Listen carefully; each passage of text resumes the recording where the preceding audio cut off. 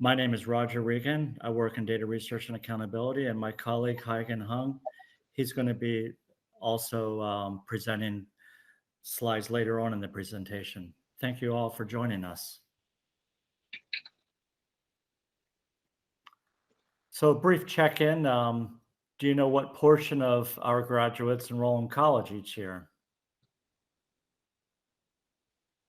What resources are available at your high school to promote college attendance?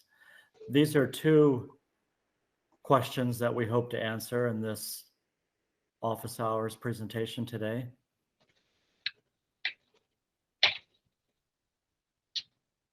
So we have three basic objectives: providing information, talking a little bit about best practices from the research literature, and then also pointing to some of the resources that we have available for high schools here in Wake County.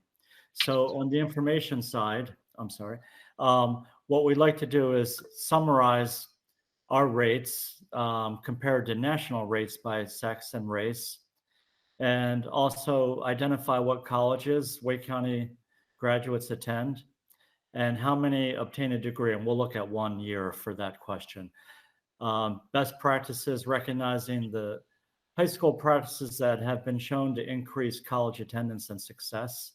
And finally, we'll be looking at some resources in Fifo and data dashboards. So this first chart has a lot going on. There's a line and there's a series of bars. It has two axes.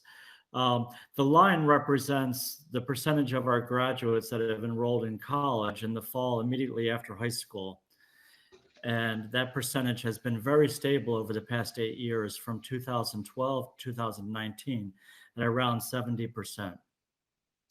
The blue bar is the number of students, the number of our graduates that enrolled that year. And the orange yellowish bar is the number of graduates that did not enroll. So both of those sets of bars are increasing every year as our as our high school graduating class has increased as well. So overall, the rate has been very stable at around 70%. I want to note, in this presentation, we're not going to be talking about 2020. We did receive that data, and it does show a drop, but at this point, we want to focus on the long-term trend, and that's what we're going to be looking at today. Okay, so the majority of our graduates enroll in four-year state universities in North Carolina. These three donut charts show the averages for the past 8 years. So the first one shows that 71% of our graduates attend four-year colleges, and this is in the fall after high school. 29% attended a two-year college, and 99% of these went to Wake Tech. 85% in that second donut shows attended state public universities, and 15% attended private colleges and universities. And that last donut shows that 88% of our graduates stay in North Carolina to attend college, but there are 12% on average that leave the state. And I guess any questions you have, maybe jot them down or try to remember. And when we're finished the presentation, we can address those and go back to some of these slides. Let me also make a point to say that this data comes from the National Student Clearinghouse, which is the leading source of college enrollment and degree completion data.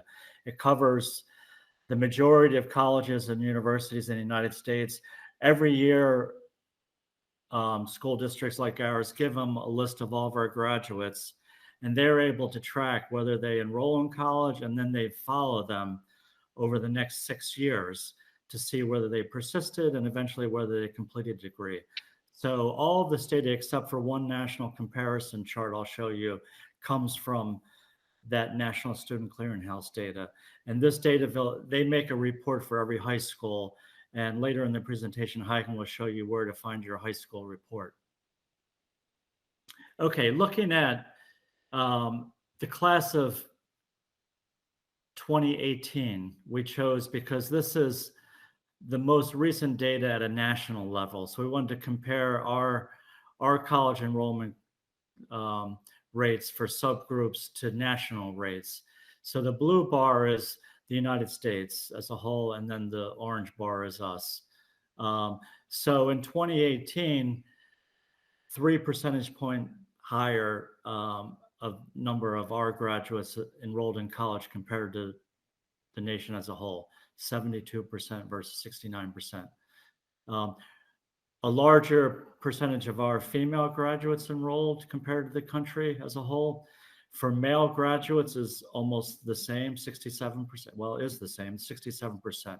And then you see some disparities between the national and the Wake County rates by race ethnicity. Our Asian graduates enrolled at 88% of them enrolled, compared to national rate that year at 74%. Our white students enrolled at 81% compared to 71%. And you'll see our Black, African American students and Hispanic Latino students enrolled at a lower rate than their counterparts in the rest of the country. And this is especially the case for our Hispanic Latino graduates. Only half of them in 2018 enrolled in college. And these trends are at least on the Wake County side, have been also very stable over the last 8 years. Okay. Okay, this chart is focusing on our Wake County class of 2013. And this is just Wake County. This is not comparing with national rates. But what we try to show in this chart is what percentage of our graduates enrolled in college. And in this case, it's in that first year after high school. So it's a slightly longer time period. So therefore, the rates are a little higher than they are in other charts. So the blue bar shows what percent enrolled in college in the first year. The orange bar shows the percent that returned for the second year. That's our persistence or retention rate. And then the green bar shows the percentage in that group that completed a degree within 6 years. And that's normally the time range that colleges track. Their college graduation rates are usually 6-year rates. We chose this class of 2013 because we have complete data for 6 years on them through 2019. So those green bars represent the percent of that group that graduated by 2019. So in that year, in 2013, we had 8,992 graduates. Okay. Of those graduates, that first set of bars, 75% enrolled in college. The following year, 68% returned. And then within six years, 52% completed a degree. So that's 52% of those initial 8,992 graduates. Okay. If you focus just on the ones that enrolled in college, those degree completion rates would be higher. If you look over the subgroups, you see both kind of the differences between the groups in enrollment, and also for all groups, the degree completion rates were lower than their enrollment rates. So regardless of what percent went to college, a lower percentage actually obtained a degree within 6 years. In the case of females, 78% enrolled, but within 6 years, 57% obtained a degree. Males, 72 and 46%. So slightly less than half of our male graduates obtained a college degree within 6 years. And this could be a 2-year associate's degree or a 4-year bachelor's degree. The Asian group, 86% enrolled within the first year, and then within 6 years, 70% had obtained a degree. Whites, 83% enrolled, 63% obtained a degree. For Black African American, 63% enrolled, 31% finished a degree. And for Hispanic Latino, 58% enrolled and 33% completed a degree by 2019. Okay. This final slide shows two charts, and this is the top 10 colleges and universities attended by our class of 2013. So of all the 9,000 or so students that enrolled in college, 2,000, over 2,000 enrolled at Wake Tech, and that's about 29%. NC State 708, ECU 635, UNC Chapel 425, and then you have Appalachian, UNC Charlotte, UNC Greensboro, Wilmington, NC A&T, and Meredith. So these 10 colleges and universities made up about 75% of all of Wake County enrollments for that class. The chart below that shows the percent of the students who enrolled in those colleges and universities who obtained a degree by 2020.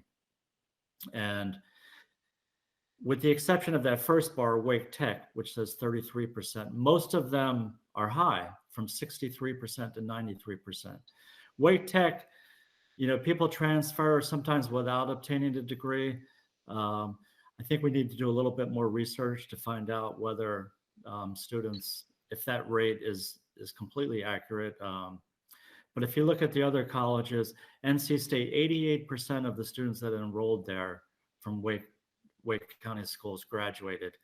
ECU, 76%. UNC Chapel Hill had the highest graduation rate, 93%. Appalachian State, 79%.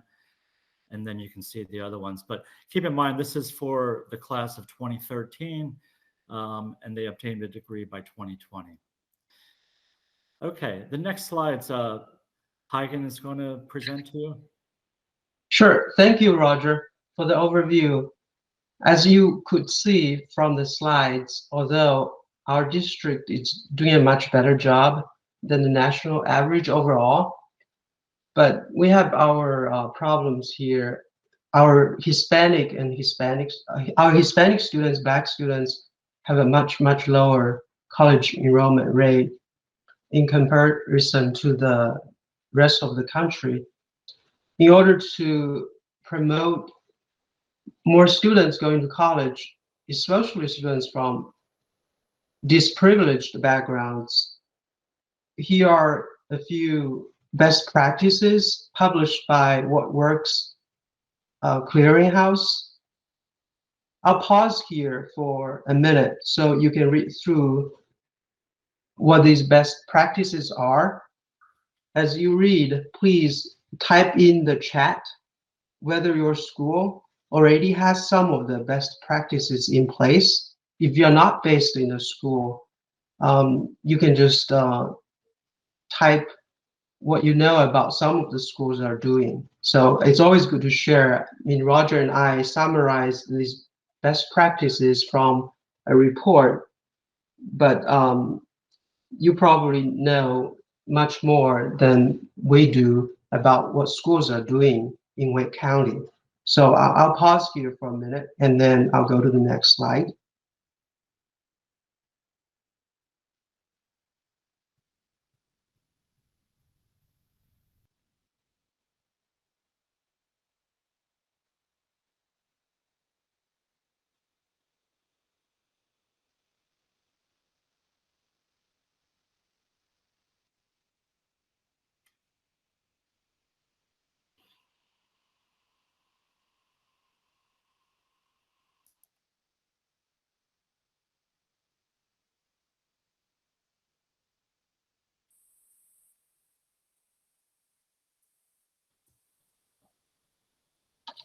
Well, I hope you had the time to read through it and share some of the practices that you know about what our schools are doing.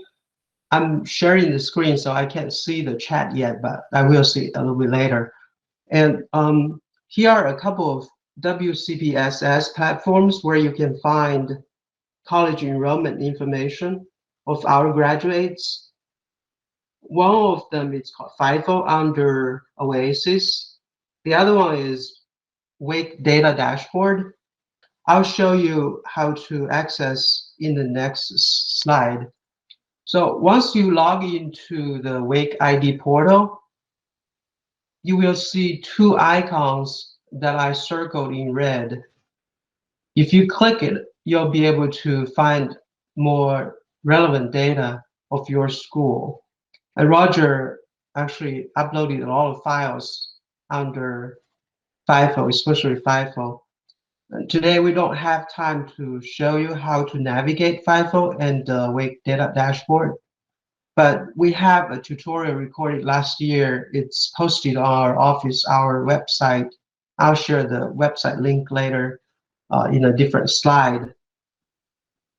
And just as FYI, here are some external resources in case you find it useful about college enrollment.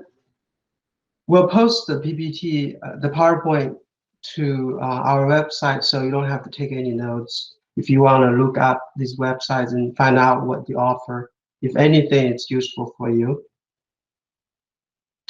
And that's what we have. Any questions for Roger and me? We'll be happy to answer your questions. Just as a note, we have a written report to be published probably in a month. A lot of the details are going to be included in the written report.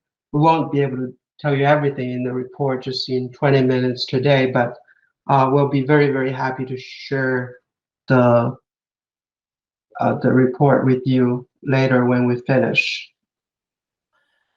Great, So, thank you, Haigen. I see one question so far on the chat asking, are there options in Fifo to disaggregate data for students with disabilities? And yes, the answer is yes, there are. When you do go into Fifo, you can look at the district level or high school level. There are three reports available in there. One is an aggregate report that shows all your students and trends over time. The second report is called a demographics report, and this shows enrollment rates, retention rates, degree completion rates for subgroups, all yours, well, not all of your subgroups, but it does show by sex, male, female, and it shows by race, ethnicity, and it shows by English language learner and students with disability. We don't currently have economically disadvantaged data in there, but you can find your students with disabilities. And the last report in there I'll just mention is something new that National Student Clearinghouse has come out with, which shows for each of high school, the top 25 institutions that your students, your graduates attend, and the number that stay, that transfer, and complete degrees. So I think that might be really useful for counselors. And while we wait on any potential other questions, if I can read out some of the submissions for things that schools were doing for people that are watching the recording, since they won't be able to see the chat. Ms. Clarkson mentioned that they hold at Knightdale High School financial aid nights to inform families about financial awareness. Ms. Todd mentioned individual special education case managers support families with applying for financial aid, and also at Knightdale High School, target students to complete the FAFSA who have not yet done so. I think those are all really creative and practical ideas. yeah, exactly. Yeah. That's why I asked the audience to share some of the best practices, because as I work with data all the time, I never worked for a school, like based in a school. So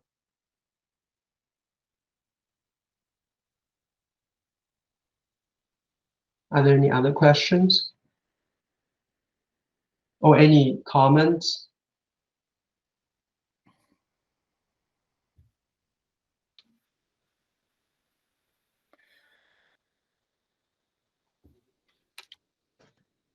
I don't know if Crystal Reardon is still here, but I know that Wake County is doing a lot with FAFSA campaigns to get students to complete their FAFSA.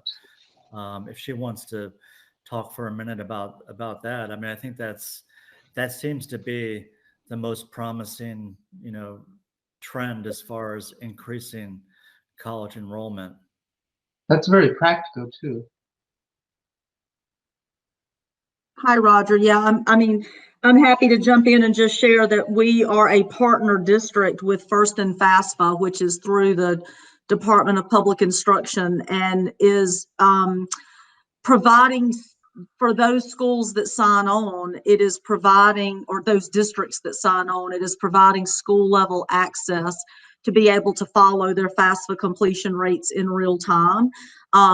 And so that is definitely helpful in looking at how many students are completing prior to what might be considered the deadline period, which is the end of June, just because most students are making decisions about college by that time. The FAFSA can still be completed by students at any time, including into their freshman year in college, but certainly those that complete it early on have a better sense of the affordability of their college options, and therefore might be more inclined to choose a college or university that's a good fit for them, rather than choosing based on what they believe they can afford. So that's a positive, but also just the completion of the FAFSA and the expression of interest in certain colleges and universities helps students see that college could be more affordable, even if it doesn't look that way initially on paper. For instance, a lot of smaller private universities or colleges, which might be a better fit for some students, are also often out of reach price-wise by what's shared, publicly. But those colleges and universities also have a wealth of funding available through private donors and foundations. And so by completing the FAFSA, the student might be able to realize that there are many more grants or scholarships or financial aid available through that college or university that might make that a better, a more affordable option for them, and in the long run might be a better fit for them as well. So the completion of the FAFSA is certainly one way to help in our efforts to connect students to the right post-secondary option for them. The other thing, I'll just give a shout out. I know some of our counselors and deans are on the call, and I want to give a shout out to the work that they do on the front end, connecting our students to career and college interests, and making certain that students are looking at colleges and universities that actually have available programs and degrees that fit that student's interest, and not just choosing a college because either that's where their friends are going, or that's where their parents went, or maybe even because that's where their favorite sports team plays, which we know, also factors in, but we also want to do the work to help students connect to that college campus for the purpose of their post-secondary plans and their degree options. And so that's equally important to the affordability of the campus, that they'll be attending. Oh, exactly. Yeah. Thanks for sharing. Yeah, this is very, very helpful information for me. Roger and I are presenting, and I certainly wasn't aware of that part at all. Roger probably knows much more than I do. I'm relatively newer. So we had one question about the National Clearinghouse data, and that is called the National Student Clearinghouse. And when you access your high school or district report in Fifo, you will see they actually provide us with the reports. We also get raw data for them, so we can do custom research on different topics, looking at the raw data. But the actual aggregate and demographic reports, they generate for us, and every high school receives those twice a year. So generally the fall one is the most important, but I'm not sure if we'll put both of those up on Fifo, but you will see annual ones, and the data are cumulative as well. So you can see how your students did in prior years. And it's all school by school, right? Each school, they will see their own Yes, information there once you log into Fifo. That's right.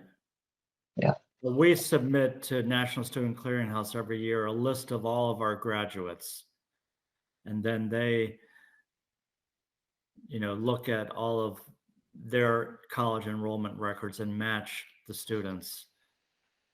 and then generate those reports.